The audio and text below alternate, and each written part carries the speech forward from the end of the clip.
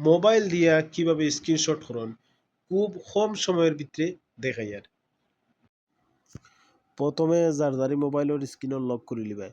lock করার পরে ধরো আমি একটা স্ক্রিনশট করতাম ধরো ফেসবুকে ঢুকলাম ফেসবুকে ঢুকার পরে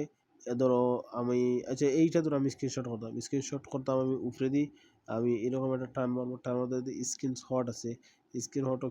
ক্লিক করবো ক্লিক করার পরে আমার স্ক্রিনশট হয়ে যাবে এখন স্ক্রিনশটটা ধর আমি করলাম এখন স্ক্রিনশট আমি পাইবো কোন জায়গায় সোজা ব্যাক হইমু ব্যাক করবার